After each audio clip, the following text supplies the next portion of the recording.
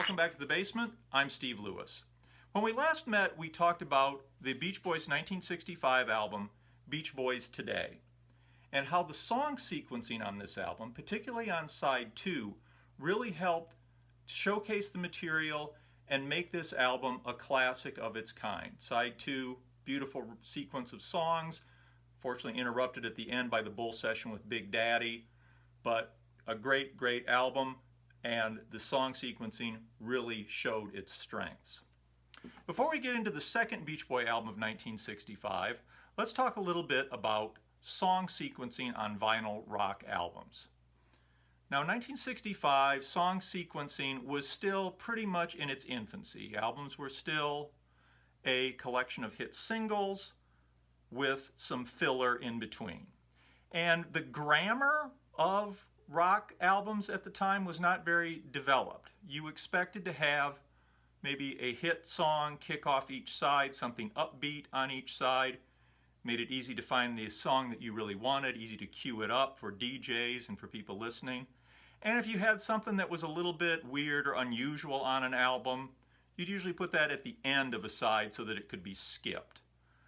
Apart from that, the grammar of rock albums was not really developed much in 1965. Of course, as the 60s continued, that changed a lot. And by the end of the 60s, you had a real grammar of rock albums in their song sequence. It would kind of point you into what to pay attention to.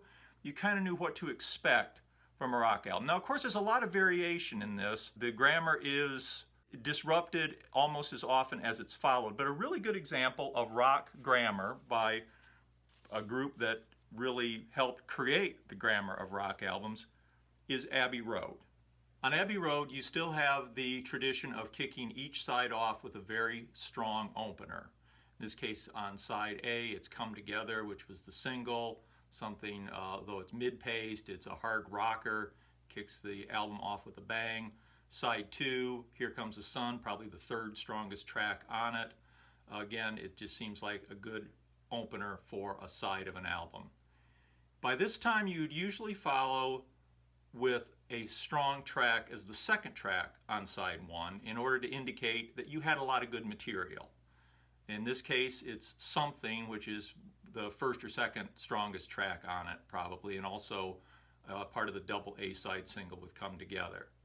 Now, after that, as so often happens with rock albums from the late 60s onward, you get the weaker tracks, Maxwell's Silver Hammer, Oh Darlin', Octopus's Garden.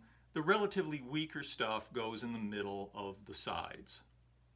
And then at the end of side 1, that's reserved for songs that are either A, difficult to follow because of they're just different from other things, or they're potentially dull. So you might skip that track. In this case, the Beatles might have thought that the final track on side 1 fits both those criteria.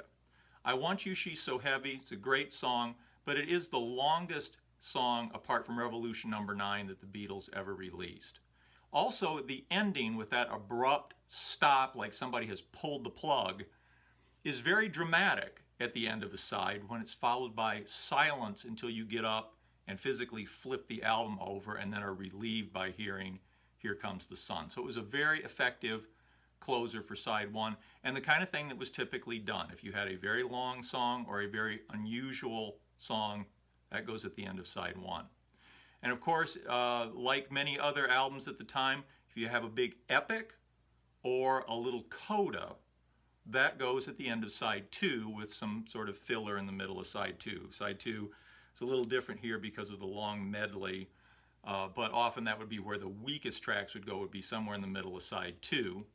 And then if you had a big epic or a short coda, that would go at the end of side 2. In this case, they've really got both of those things with the big medley and then the little tag of Her Majesty. So that's sort of the typical expectation from a rock album from the late 60s on as far as the sequence of songs.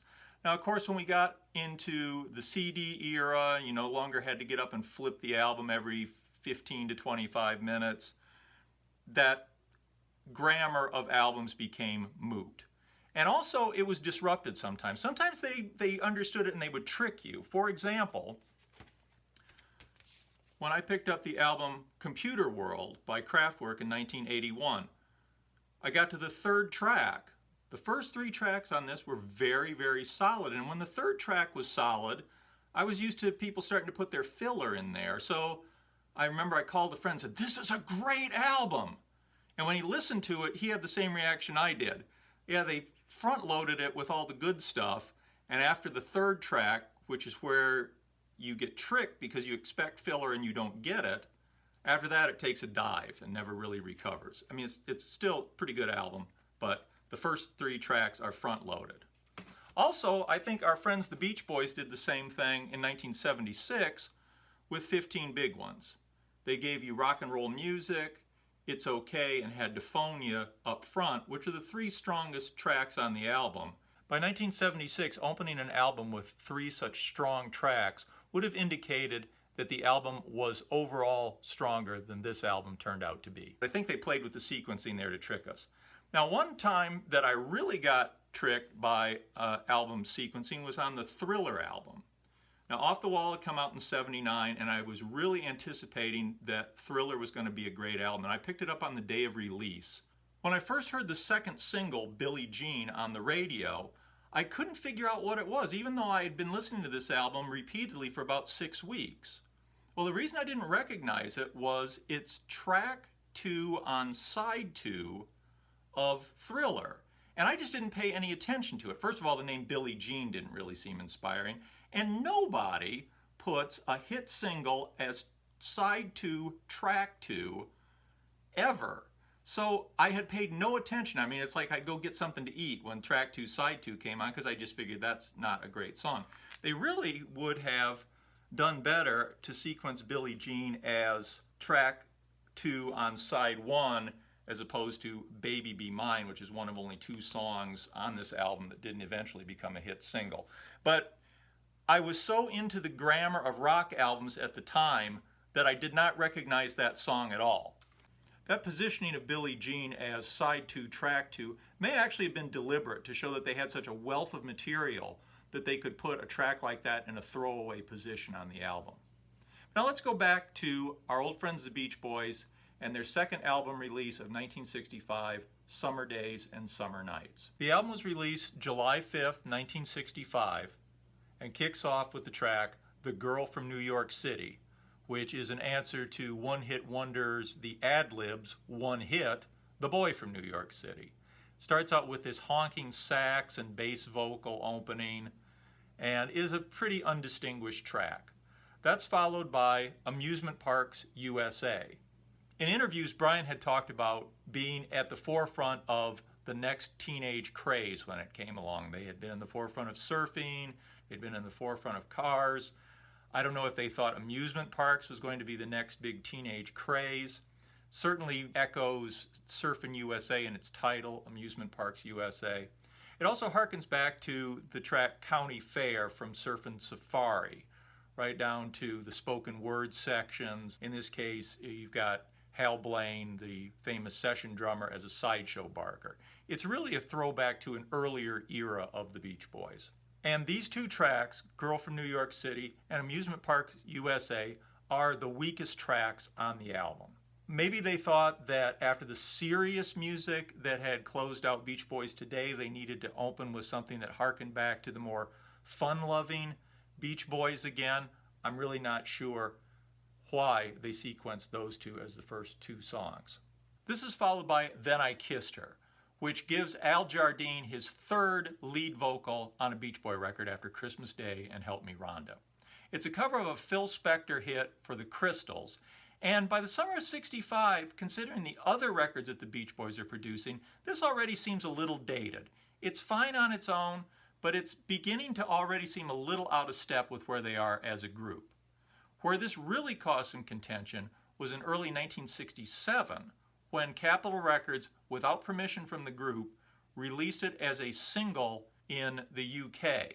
This was not representative of where the Beach Boys were at this point in their career. Brian was trying to finish the Heroes and Villains single. He was working on Smile.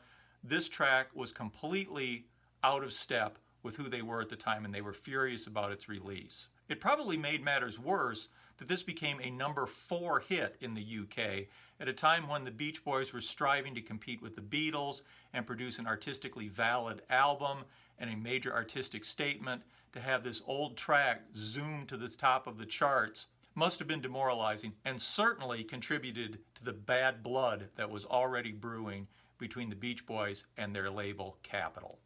Following Then I Kissed Her is the track Salt Lake City, which is not a bad record, although the appeal is a little limited because they're singing about Salt Lake City. It was released as a now rare 45 in the Salt Lake City area with Amusement Parks USA as the B-side. Following that, we have the track Girl Don't Tell Me, which amazingly is Carl Wilson's first lead vocal on a Beach Boy record. For a guy whose vocal became so critical to the Beach Boys sound, it's amazing that this was Carl's first lead vocal on a Beach Boy record. Now, Girl Don't Tell Me obviously owes a lot to the Beatles' Ticket to Ride. Everybody was ripping off the Beatles in 1965. The Beach Boys were no exception. You can really hear that this is based on the Beatles and Ticket to Ride in particular, but I still really love this song. It's one of my all-time favorites. It's something that I often put on mixes. Really love Girl Don't Tell Me. Closing out side one is the hit single Help Me Rhonda, which had been released in April of the year and had gone to #1. It's a great record, one of the very finest things the Beach Boys ever produced, far surpasses the version that appeared on Beach Boys Today. Very few records anywhere are better than that. One record that is better than that starts out side 2 of Summer Days and Summer Nights, and that is California Girls. The opening of California Girls to me is one of the most beautiful things in recorded music, and that record is one of the joys of living to me. I love California Girls. It's one of the reasons I'm doing a Beach Boy channel. The opening of that is so sweet and so beautiful, and the whole track is phenomenally good. Another great Brian Wilson track follows, which is Let Him Run Wild. Now, unfortunately, Brian Wilson really hates his vocal on this. He always has.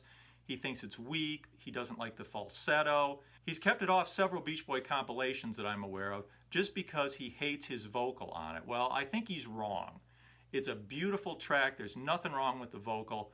Really another strong performance and another strong track on Summer Days and Summer Nights. This is followed by You're So Good to Me, which is another strong Brian Wilson song, though probably not as strong as some of the other stuff on the album. The vocal kind of cracks, and the refrain of You're My Baby, Don't Mean Maybe is maybe a little bit trite and goofy, even for the Beach Boys in 1965. Following that, we have an instrumental, Summer Means New Love.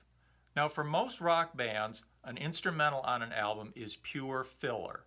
But Brian Wilson's instrumentals are so beautiful that they really become highlights of the albums, and this one is no exception. Following that, we get the track Bugged at My Old Man, which, in light of things that have come out over the years about Brian's relationship with his father Murray, has taken on a certain amount of significance. At the time, I think it was just another one of those things that guys used to talk about at the time, about how tough my old man is, and sort of exaggerating it for comic effect, although there's probably some real pain underlying that comic take on Bugged at My Old Man. And the album then closes with a very sweet short track called And Your Dreams Come True, a beautiful way to end the album. The album was released, as I say, July 1965. California Girls was released as a single a short time after that. It only went as far as #3 on the charts, despite being one of the great rock recordings of all time. Still not a bad showing. The album itself reached #2 on the charts. It was kept out of the top position by Out of Our Heads by the Rolling Stones, which was riding high thanks to the single Satisfaction that was included here. So it's a strong album, but I've always thought it was something less than Beach Boys Today simply because of the track sequencing. Starting out the album with The Girl from New York City and Amusement Parks USA really diminished my overall impression of the album. Now, I think you could improve this album and its reputation tremendously in 3 moves. If they had taken California Girls and Let Him Run Wild and let that start the album, taken Help Me Rhonda and Girl Don't Tell Me and let that kick off side 2, and moved Amusement Parks USA to the end of side 1 after Salt Lake City, they would have had a much, much stronger album. And I think Summer Days and Summer Nights would be more highly revered today than it is. People talk about Beach Boys today. They like the tracks on Summer Days and Summer Nights, but it doesn't really hold together as an album as it should. Do you have other suggestions? Are there other albums where you would improve them by just changing the track sequencing? Would you change the track sequencing the same way on Summer Days and Summer Nights? Now, remember, you got to keep about 6 tracks on each side. You got to keep it even. I'd like to hear if anybody else has any suggestions, but I think that would have been a real improvement on Summer Days and Summer Nights, which is a terrific collection of songs, could have been a terrific album. I hope you found this interesting. I'd really love to hear what you think. Please comment, like, and subscribe. We'll see you next time. Thank you. Bye.